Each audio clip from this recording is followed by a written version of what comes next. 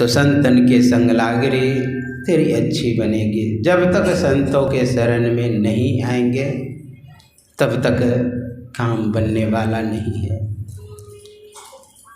देहरादून हरिद्वार के ऊपर है, वहाँ पर एक संत रहते थे, सर्वदास जी महाराज। उनका कहना था, वो कैसे थे जानते, कोई भी महात्मा उसके पास चला जाए और कुछ मांग ले, साइकिल, घड़ी, रेडियो, कुछ भी एक चीज, वस्त्र, मोटरसाइकिल मांग ले, सब दे देते थे। जो महात्मा उनके यहाँ जाते थे सब दुकान दिखाता था, ये सब महात्मा का है जो मांग ले। क्षेत्र संन्यास लिया, यानी उस क्षेत्र से बाहर ही नहीं जाते थे कभी। उनका सुबह 3 बजे जागरण होता था, भगवान कृष्ण का भजन लगा देते थे, उस पर थोड़ा नाचते थे आनंद में। फिर सुबह निकला, पुआ पकवान का इतना इतना बहुत कठोत रखा हुआ उसमें, फिर गौ माता को भोजन कराते थे। फिर छत पे गए, चिड़िया पक्षी आदि को भोजन कराते। इस तरह रूटीन था। उसके यहाँ कोई संत जाते थे, संत से प्रवचन कराते थे और कहते थे कि अगर भगवान को खुश करना है तो संत को खुश कर दो। उनका कहना था, संत हंसा भगवान फंसा। संत हंसे तो सही, खुश तो रहे। इसलिए कहा संतन के संग लाग रहे। जब तक सत्संग नहीं,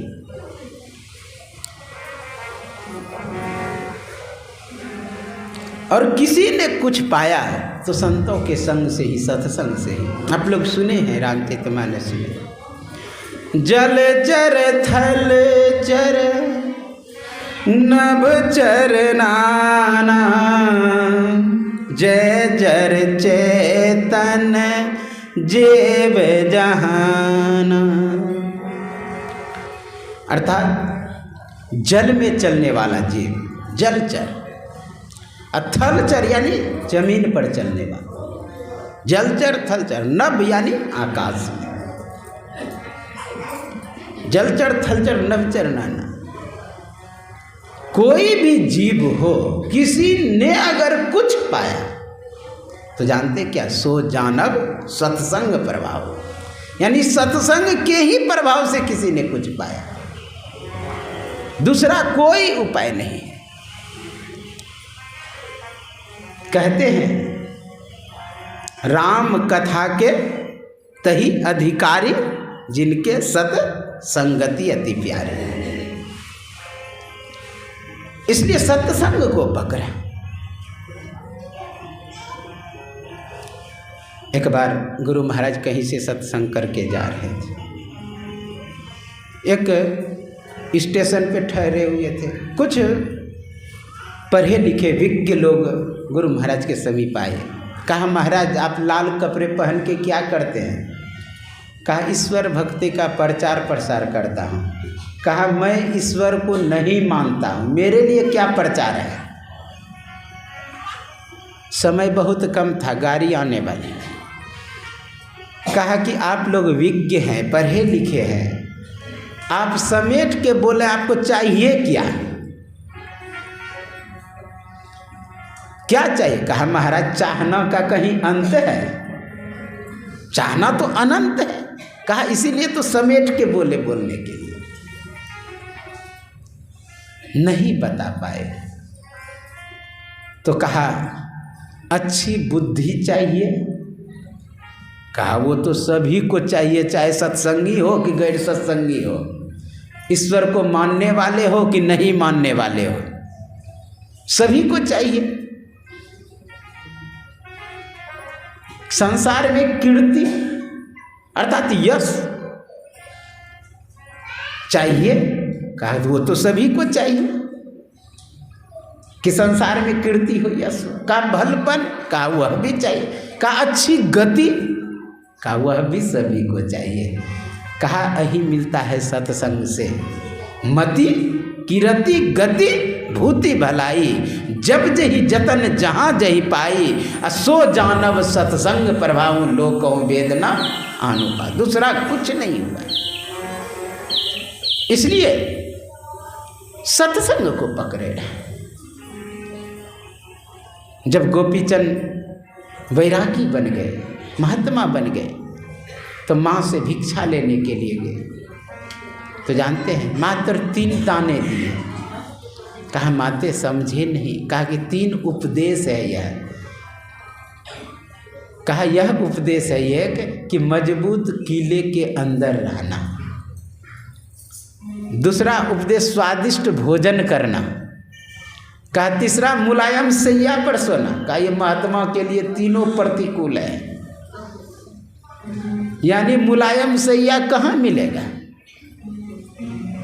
हम लोग तो कंदरा गुफा जंगल झाड़ में रहते हैं, कभी वृक्षों के नीचे रहने का मौका मिलता है, हम लोगों को कहाँ मिलेगा।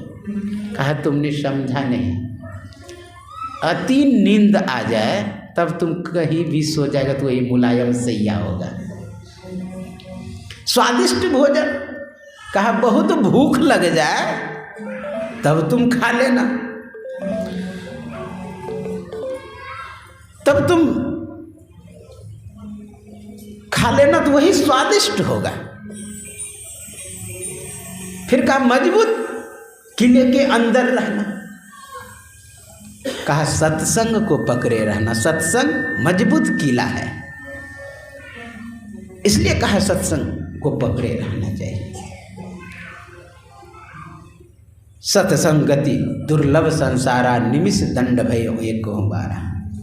इसलिए सत्संग को पकड़े रहे। संतों की संग की व्याख्या, संत असंत को भी वंदना किए गोस्वामी तुलसीदास जी। आगे करते हुए कहते हैं सब जानत प्रभु प्रभुता, तदपि कहे बिना रहे न कोई। प्रभु की प्रभुता इतनी है संसार में कि आश्चर्य लगेगा कि एक वृक्ष जो हरे भरे है उसमें लाल लाल फूल लग जाता है। क्या क्या रंग उद्घाटित हो जाता है। ये प्रभु की प्रभुता है। प्रभु को प्राप्त कर लेने के बाद भी अगर प्रभु के प्रति अनुराग रहे, वास्तविक भक्त है। प्रेम रहे।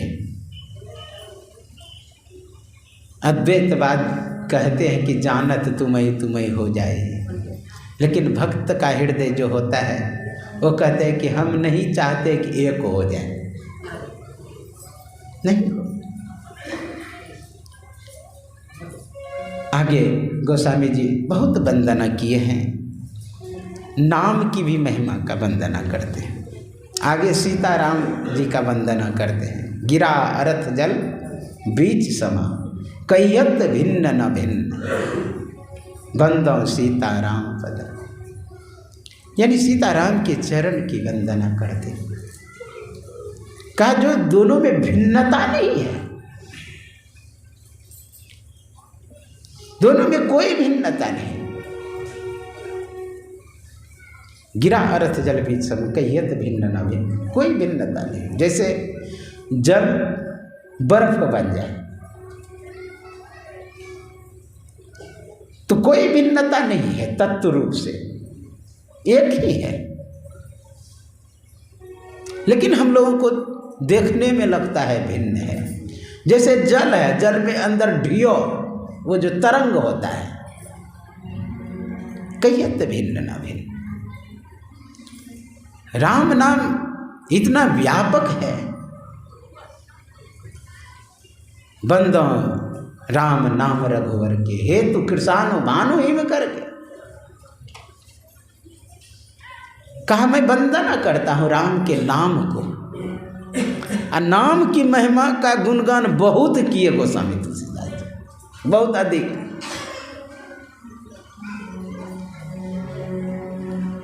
बंदो वंदना करते हैं राम के नाम को, जो सूर्य का भी कारण है, भानु कृष्ण हिमकर, यानी सभी का जो कारण है, इस पूरे सृष्टि का मूल रूप में कारण वही राम है।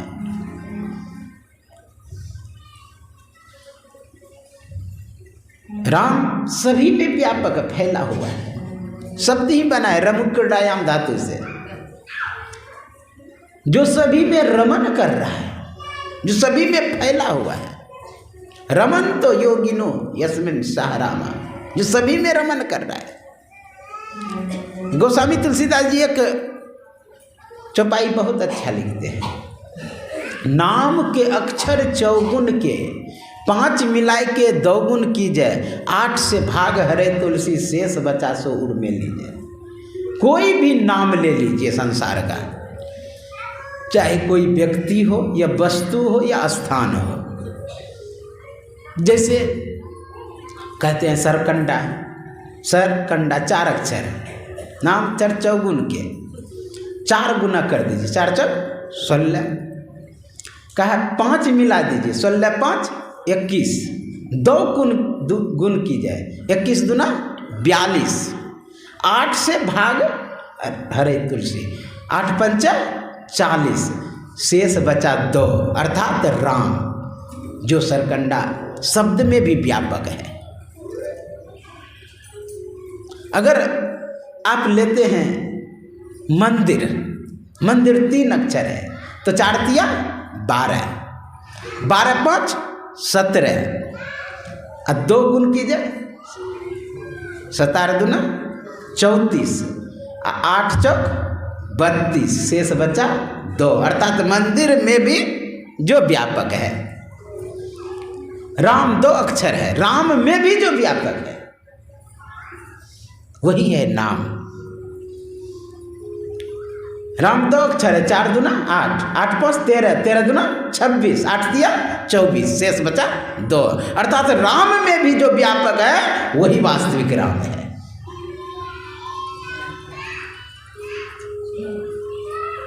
रामचरितमानस में 3 प्रकार के नाम बताए, त्रिविध नाम, शरणात्मक, ध्वन्यात्मक, वर्णात्मक, विधि 3 प्रकार के नाम। शरणात्मक जो श्रवण करते, ध्वन्यात्मक जो अंदर में होते, वर्णात्मक जो बोलते हैं। किस नाम को जप करके आदि कवि ब्रह्म हो गए, परमात्मा बन गए। वर्णात्मक जो नाम मुख से लेते, यह भी वर्णात्मक नाम ही है। एक है राम नाम अमर नाम, भजो भाई सोई, सोई सत धुन सब घट घट होई, वह भी नाम है।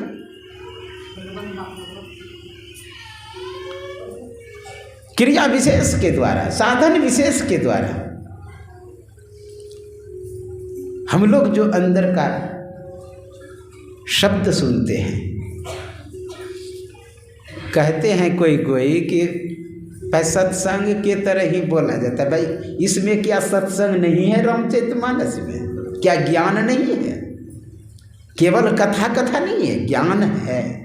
ज्ञान नयन निरखत मनमान। अगर ज्ञान नयन से देखते हैं तब लोग केवल कथा कथा लेकर के जाते हैं, और कथा का क्या भाव है। जब पहली बार मैं कथा करने के लिए दानापुर नौबतपुर में आया था हरिद्वार से, वहाँ कहते हैं बाबा आप विशेष योग की ओर भागते हैं। मैं बोला डीएनए में योग घुसा हुआ है, इसलिए निकलता है बाहर। अर्थात योग किए हैं, साधना करते हैं तो वही निकले। जो भक्ति प्रद वाला लोग है, भक्ति प्रधान है, वो भक्ति की ओर भागते हैं। जो ज्ञान मार्गी है वो ज्ञान की ओर भागते हैं। शंकराचार्य जो भी टीका टिप्पणी की है, ज्ञान को प्रधान रख करके, सर्व कलमिदम ब्रह्मा।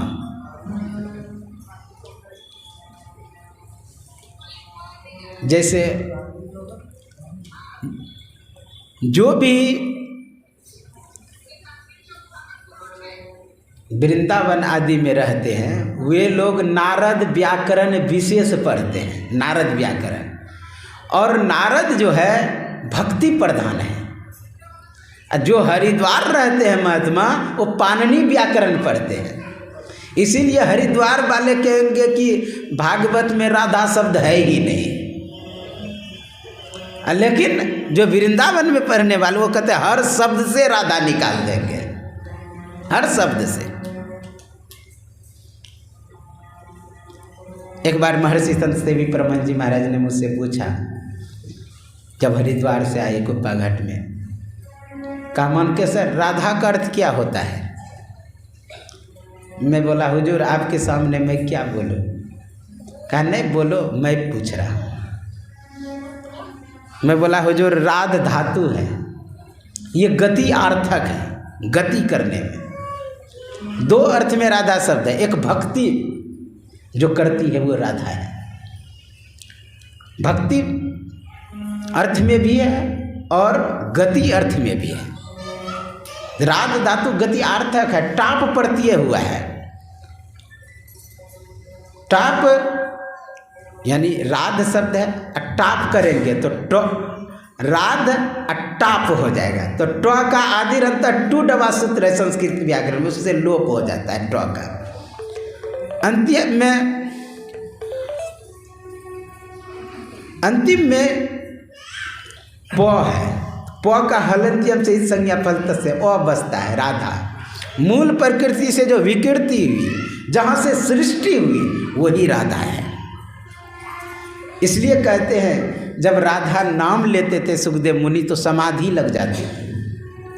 स्वाभाविक है, जो सार शब्द को पकड़ लेगा उसे क्यों नहीं समाधि लगेगा।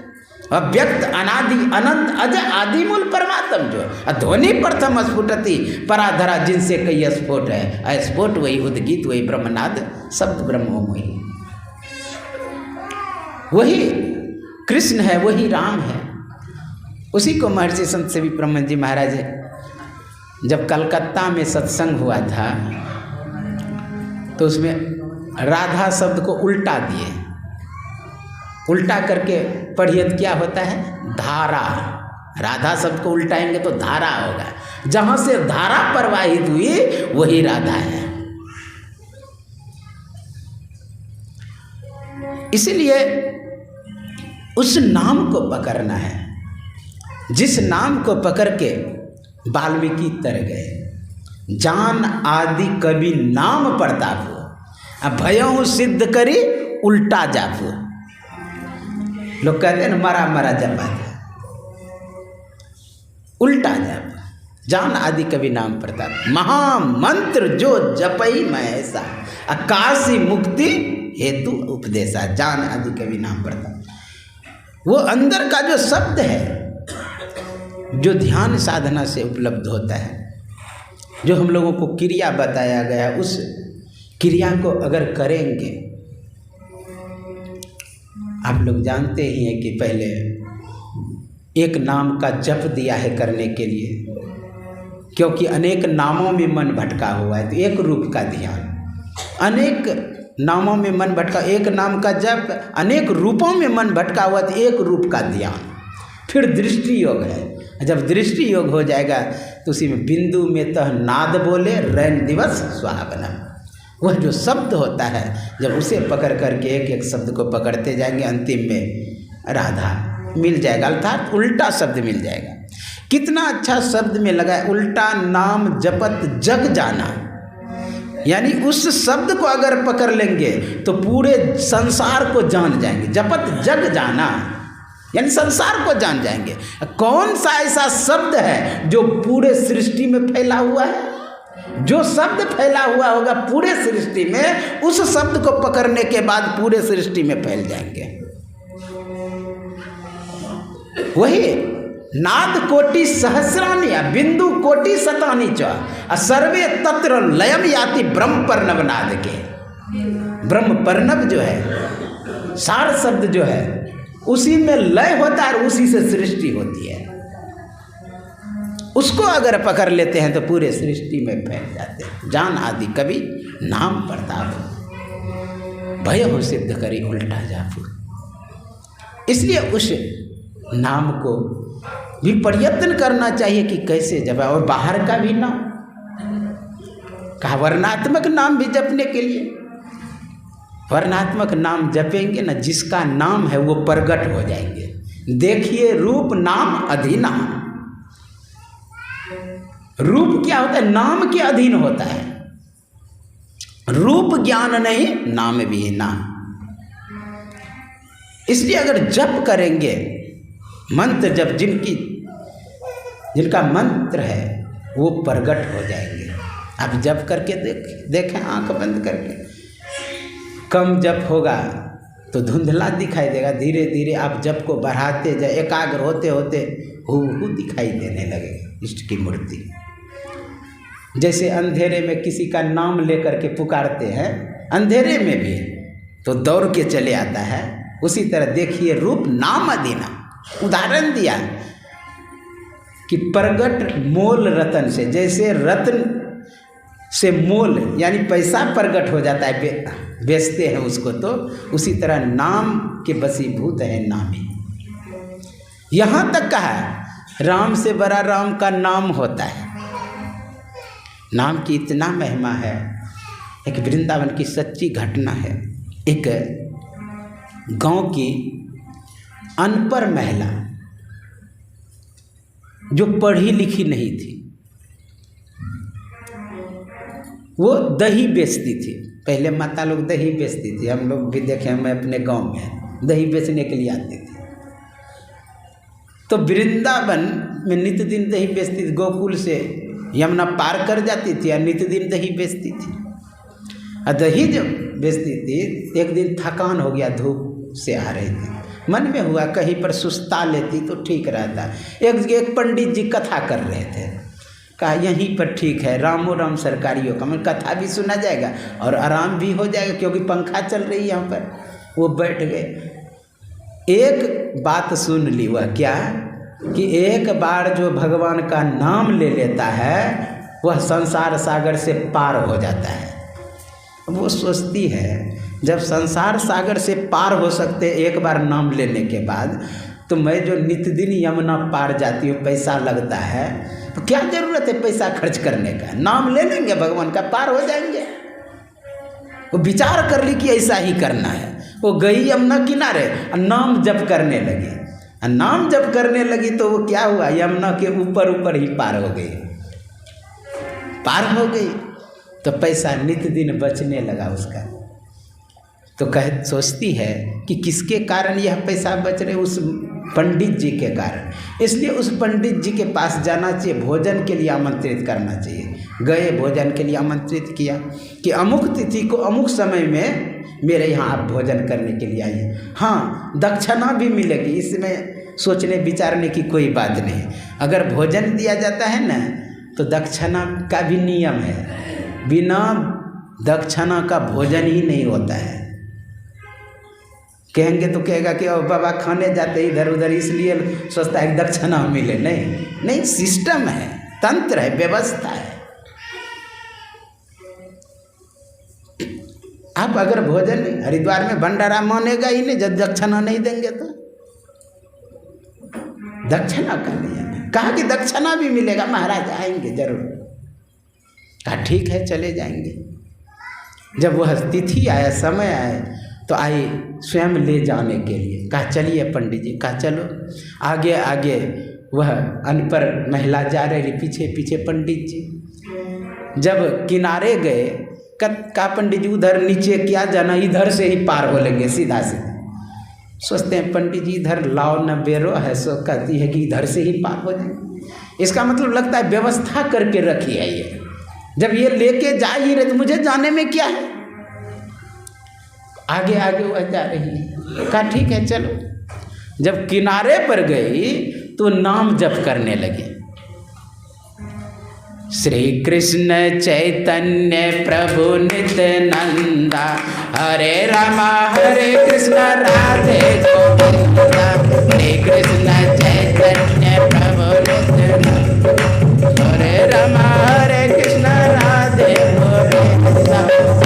कृष्ण